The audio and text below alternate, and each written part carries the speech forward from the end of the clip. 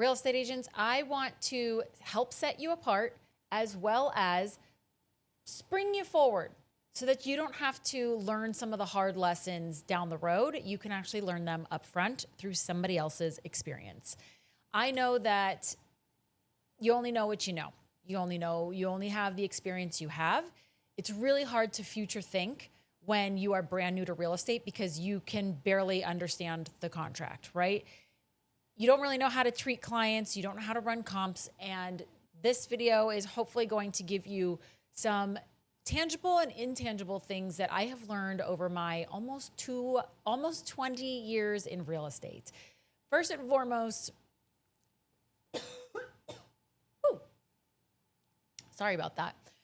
First and foremost, bring your personality to work with you.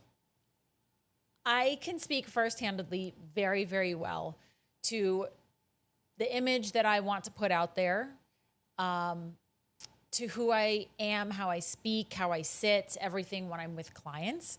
I'm working on not being so different from who I am, because when I'm with friends, family, my boyfriend, I'm light and fun and silly, and I do cuss from time to time. I don't have a problem with the F-bomb, but when I get into my professional mode, I feel sometimes like I have this stark contrast, and I want you to remember that it's okay to be yourself. And I really do applaud the people who don't change in front of a client to who they are with their spouse or their friends or just in front of me as a colleague.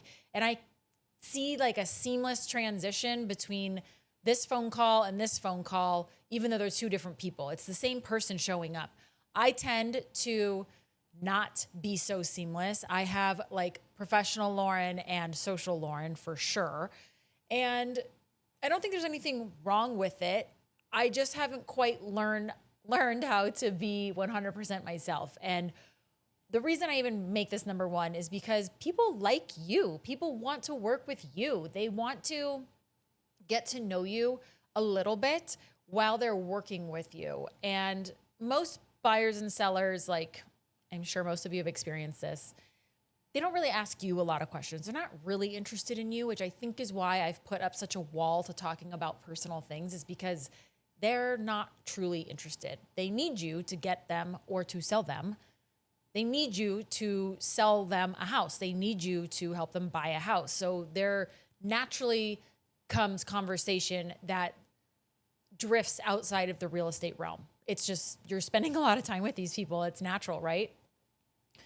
So I think that that's why I have such a facade, is that there's no need for me to be personal with these people. And I think that that has changed over the years. Like I've really tried being personal and having a great friendship with these people outside of real estate. And when we close, hey, you want to go get a glass of wine, whatever it is. And some people it clicks and some people it doesn't. And so after working in Miami, I have learned that it is okay to just be business. So I'm in that realm right now. Like I'm really just keeping everything business. I'm not mixing my business and my pleasure like I used to in the beginning of my career. That was totally how I built my career. I was seeing all of my clients all the time. We were always doing happy hours or something on the weekend, and it would just trail over and trail off into other fun activities. And it worked for me. It worked really well for me. But as I'm getting older, and again, having that New York influence in Miami, I've learned like people see me as part of the transaction and not really anything more. So the illusion of friendship is certainly prevalent when you are working with people, but when you close or you stop working together for whatever reason, it's pretty obvious that the friendship does not exist. The limit does not exist, says Mean Girls. Okay. Number two is going to be, I've learned the hard way. I want you to read your contract, your addendums, your BINSR, I guess everybody who's watching this might be from a different state. I want you to read every single document where you have to insert into the additional terms. I want you to read it from a view of 5 years from now, because what you write on that contract is not going to be complete. What you write on that contract might not even mean what you mean. And the reason I say that is because we're supposed to keep our contracts for 5 years, right? And the amount of times that I've gone back and looked at a contract because I knew I had something very specific in there and language that I wanted to steal. And then I kind of get sidetracked and I'm reading it. I'm going down memory lane and I'm like, what on earth does this even mean? What was I trying to say? And then I have to sit there and I start thinking about the transaction. And I remember thinking in the moment, like, this is so heavy. I don't know how to get all of this out. I hope this is correct. My tidbit tangible for you here is to ask somebody else what it means that you wrote. Take it to your broker, take it to a colleague, take it to whoever, your mom, I don't care who, and just say, what does this mean to you? Because once it gets to be lengthy, once it gets to be hefty, it might lose its value. And when I say to look at it from 5 years from now, which obviously if you're like in year one and you've done a few transactions, that's really hard to do, which is why I'm suggesting you go talk to somebody who has more experience so that you can understand what you need to do. We think we're being clear, and the truth is that we're not. So when it comes back to bite you in the butt and you have to go back and look at that, you're going to be very disappointed in yourself that you didn't think of even the domino effect of the future. Because I think, especially when you're new, you don't think that things are going to come back and get you. Like, you haven't had that experience yet. So look at all of your handwritten inserts into any contract, addendum, counteroffer, whatever, from 5 years from now, and ask yourself, does this mean what it means, what you want it to mean? Because a lot of times it's just whatever is going on you think is part of it, and it's clear, and it's just not. Number 3 is going to be track your referrals. Ooh, I just had this one happen. So it's very easy to send off a referral, and we trust that person to give us the referral fee.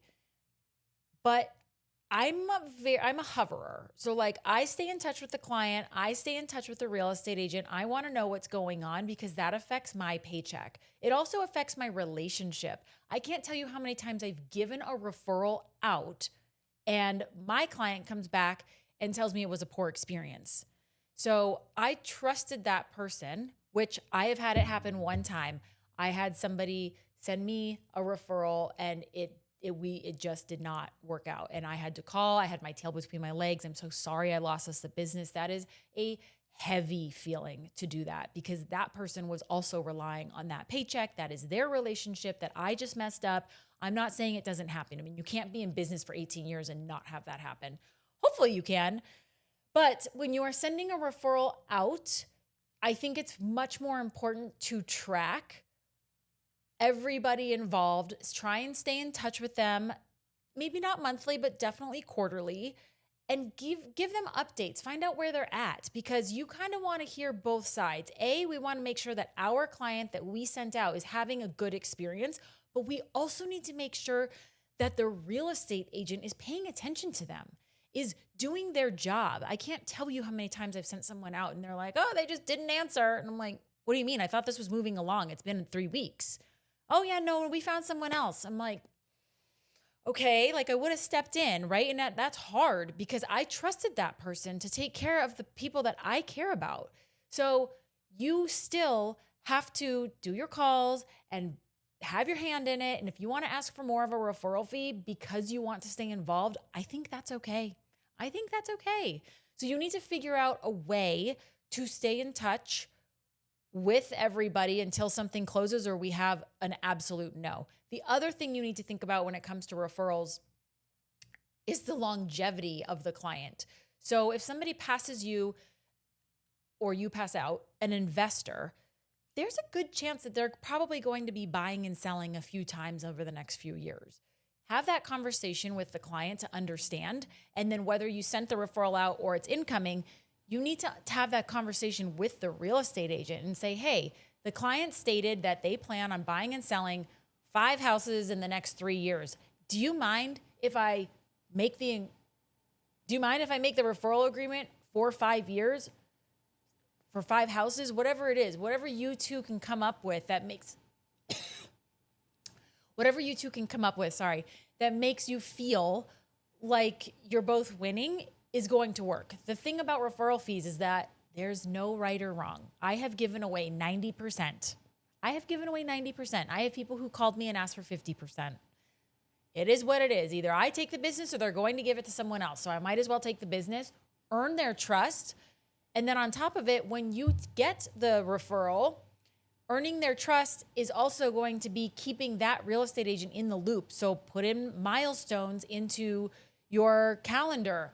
Ask the real estate agent, how do you want me to communicate with you? Like, do you just want me to send you a paycheck at the end? Or do you want me to let you know once a month? Do you want me to let you know when we're under contract? What do you want to know from me? Communication. Talk about it, everything, because you have to know, which actually leads me to number 3. Number 3 is going to be picky, stand your ground, be who you are. Don't be scared to back down. I'm not saying you need to go around and like bully everyone and it has to be your way or the highway. That's not what I'm saying. I'm saying that when you have a burning feeling in your gut about something that is or isn't right, when you have something you need to say it. Don't be mean about it, but you need to choose the words properly and precisely, because it's very frustrating to me how many people have business in this industry who don't have time or don't want to take the time to actually serve their clients. And that's something that's out of my control. I can't do anything about it, but I want you to just stand up for yourself. And the reason I'm saying this is because the amount of times I was scared to go on a listing appointment in the beginning of my career was infinite. So I just kept bringing somebody else from the office with me. I think I've said this before. I kept bringing somebody else from the office with me. And I'm sitting there. We didn't practice. We didn't anything. I just brought them and let them take over.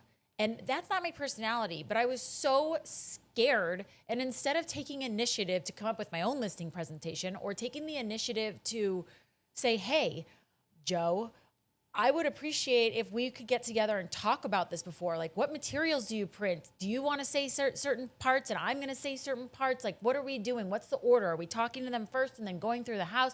You have to get on the same page. And the fact that I never did that is mind-blowing. But I didn't have the confidence. I didn't trust myself. And I also, in hindsight, like I said, I didn't take initiative for that department of my life because I was so strong with buyers. I was so happy with buyers. I did open houses. I just had such a good thing going that switching over to the listings was scary for me. But you need to listen to that little small voice in your head or your gut and say, listen, that didn't go well. And we need to talk about that or learn from next time, which actually leads me to number, whatever we're on. You need to learn one new thing about yourself to implement into your business every single day. What does that mean? That means that at the end of the day, I want you to reflect on a conversation, on the way you worded something, on perhaps you showed up late, your outfit, anything. Any single small piece of the day that you did not feel 100% competent, like a savage, like a bad bitch. I want you to look back and say, what could I have done better? And I want you to think about what you should have done and then make that part of your regular practice. For example, I had a friend from my handstand class reach out and she asked me if I would list her house for her. Well, I don't know why I did this. It's so not my personality, but I think like the friendly Lauren kind of stood in instead of the business Lauren. And I went back and read the conversation and it was a little bit just the flow of the conversation, but she ended up asking me, when can you meet? What's your phone number? What do you think? Here's my address. I didn't ask her any questions that showed I was a professional. And I was very ashamed when I got in bed that night. And this just happened the other day. And it really irritated me. I was like, what was I doing? That is so out of character for me. But I went to bed that night and I thought to myself, okay, I don't care if this person is a friend or a stranger. I am doing the same exact thing every single time, no excuses. I'm taking charge. I'm getting their contact information, moving the conversation off Instagram because I don't operate well there. And I'm going to put the ball in my court and be in charge and the professional. And so that's the rule now. That's the rule, right? It's very easy, but I think if you do this every single day, you will soon have a business that is overflowing with so many good and positive habits that it's going to be hard to break your habits because they're just you've been doing them for so long. It's just like, oh, well, this is the only way I knew how to do it. I just taught myself this one way. Another good example. Instead of just sending off text messages, I format my text messages with hi John, comma, space, like enter, and then I say the message and then I put enter again, and then at the bottom I have my signature. And I don't write that for every single message, but if it's a good morning, I will, or if I haven't talked to them in a while, I will make it that professional format. And I feel like that makes me stand out because I stole that from somebody who I could truly believe is such a professional. He's amazing at his job. And I appreciated that. And I just kept thinking, he sells very high end homes. And I don't know anybody else in the industry who types out a message like that. So that's just my habit. And that's how I type to people now. Little things like this. How can I improve? How can I improve? What can I do to be better? Ask yourself that question every single day. All right. The next one. This is going to be boring. I don't know if we're on 5 or 6, but either way. I want you to read the purchase contract, the HOA addendum, the seller disclosure, agency, for sure agency. I want you to read all of those documents quarterly. If you have a buddy in the office, I highly suggest reading it and then testing each other. It's kind of cheesy, I know, but I did this when I had my team. And it was because clients ask you a lot of questions about the contract. The only question I will not answer is if somebody says, what's on line 100? I don't effing know, dude. And if you think that I'm incapable of my job because I don't know, I think our contract is 10 pages now here in Arizona, then you know what? This isn't the right fit. I'm not interested in working with someone who wants me to memorize the contract. I have a very thorough understanding, but I need to look at it. I need to understand what section we're talking about so I can explain it to you, right? That one always annoys me. It probably happens like once a year. But keeping all of those documents fresh in your head, having a thorough understanding of what they mean, asking questions, they're constantly changing. I mean, if they change annually, that's a lot because you get used to it and then it changes again. So I highly suggest reading all of your contracts and everything every single quarter. Just keeps it fresh and it gives you another talking point and another confidence, I guess I should say another level of confidence in order to talk to your clients. And all right, last but not least, I feel like this one is obvious, but I'm going to just say it anyway. I almost took it off. However you treat a client in the beginning is the tone you have to keep up for the remainder of the relationship, no matter how many years it is. And mainly what I mean by this is how fast you respond to them. So if my clients are watching this, sorry, I actually do not respond right away. I have set some serious boundaries in place because the job never ends, right? And by I mean it never ends, I mean like it's on a clock just constantly rolling. And when you have multiple people who need multiple things, who are in multiple time zones, it's a lot. And you have to prioritize which matter is the most important. The problem, and yes, I do see it as a problem. The problem is that when you're new to the business, you have the freedom and the time to respond almost instantaneously because you don't have any other business going on. You're probably sitting at an open house or maybe you're door knocking. So when somebody responds to you, you're super excited and you just respond. The problem with that is that, again, looking 5 years in the future, if you are 5 years into your business is not going to be this slow. Yes, you might have times where it's this slow, but you're not going to have this much flexibility to just respond whenever you want. You can make the decision to be the agent who responds all the time, but I can promise you, you're never going to get anything done. And you are literally keeping yourself busy to feel like you are being successful, but like you're not being successful at all. You're literally just texting people back all day. No, our job is to problem solve. Our job is to lead generate. Our job is to move the needle forward and help our clients, not just put out fires all day. That's literally not moving the needle. So what do? I really try hard to stay off my phone after 7:30 at night. It used to be 9 o'clock. It's now shrunken. So 7:30. I do look at my phone first thing in the morning. I'm also up at 4 o'clock. Excuse me. I need water. I'm also up at 4 a.m. And I know that unless you're on a different time zone, you're not up at 4 a.m. So me responding at 4 a.m. does nothing. It doesn't do anything, right? So I get to have my morning, but I do look to see who has messaged me overnight, who I need to respond to. I take into consideration if they're a morning person. For some people, 7 a.m. is appropriate to call because they're up so early. For other people, 9 a.m. is more appropriate. So I do kind of take their lifestyle into consideration before sending a message, but I try to keep it as close to 9 o'clock if it's not an emergency.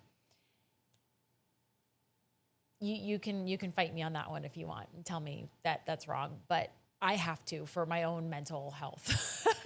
Because if it's an emergency, girl, I'm there. I've got you. I am on the phone with you at 6 a.m. I don't care. But if it's like a silly question, I'm not going to rush and answer it when an hour is not going to make a difference. Do you know what I'm saying? And I only say this because I have had clients say, you used to respond so fast to me and now it takes you so long to get back to me. And I'm like, yeah, my business has grown. I've actually come a long way since those first days that we were working together. When I met you, I didn't really have a big business back then. Or, we met during the summer. The summer's a little bit slower than high season. So in high season, I really have to make sure I'm sharp and on my game. And in the slow season, I can chit chat and have more time and go for a glass of wine. But in high season, that's not really possible. Like, it is work. It is drill down work. I have 4 months to make money. Let's effing go. So people have to understand, but you also have to communicate to them like what you're doing and why. Otherwise, you're going to get those snarky comments because now you're taking too long because you groomed them up front that you would respond right away. So I hate when people say this, but I do hope that this was helpful. I literally hate when people say this. There's a lot to learn in any career. And I just wanted to share a couple things that I have been reflecting on lately. And I'm sure that for somebody new, some of these things haven't crossed your mind because you don't have the experience to know it. So if you need anything or you need help or anything like that, just, my email address is below. Feel free to send me an email. I do charge if you're like not licensed and you are looking for, should I get a real estate license? I can't really help you with that. So I do charge for those meetings. But if somebody's interested or you need a new brokerage, I'm over at Real. I'm happy to talk with somebody who's been in the business and maybe struggling because I know what that's like and I'm here to help.